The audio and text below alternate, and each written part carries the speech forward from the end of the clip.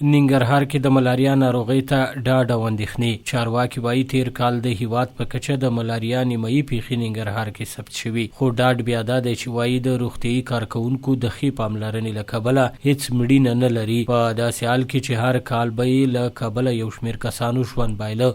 دا په دې خاطر باندې چې د ملاریا زیات واقعیات د 50% نه لوړې په ننګرهار کې دي. ننګرهار کې د دې لپاره مساعد کوونکي فکتورونه یا زمینه سازي، د اوبو زیاتوالی، د ډنډونو د مهاجرینو راتګ، د ګرمې هوا، د ماشي د اوسېدلو لپاره مناسب محیط، دا مساعد دي. په همدې خاطر باندې زموږ دلته واقعیات زیات دي. خو خوشبختانه چې موږ د تیرو کلونو کې کال په کال باندې د تیرو کلونو پرتله باندې سږ کال ډېرې زیاتې لویې لاسته راوړنې لرو. موږ سږ کال د ملاریا له وجې په ننګرهار کې هیڅ مړینه نه لرو، بلکې ننګرهار کې په لوړه کچه د دې ناروغۍ شتون ته د دې سیمې توده هوا، د سیندونو او نهرونو خوا او شا د ډنډونو شتون او له ګاونډي هیواد پاکستان سره ګډه پوله ده، ځکه چې د نړۍ په کچه افغانستان او پاکستان د ملاریا تر ټولو ډېرې پیښې لري.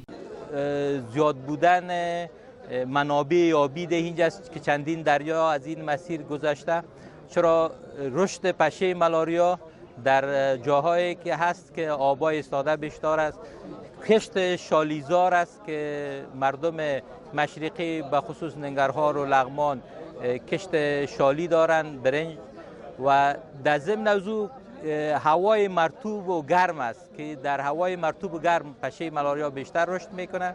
بنابراین در این ساحه ما واقعات ملاریا بیشتر است. افغانستان او په خاص ډول ننګرهار کې د مخنیوي لپاره روغتیا وزارت وقایوي تدابیر په پام کې نیولي. وایي دا تیر کال هم په ټول هیواد کې 9 میلیونه او ننګرهار کې 3.2 میلیونه پشخانې ویشلي چې د ملاریا په مخنیوي کې پام وړ اغیزې لري. تدابیر عمده که ما داریم در قسمت کنترل ملاریا توزیع پشخانه است.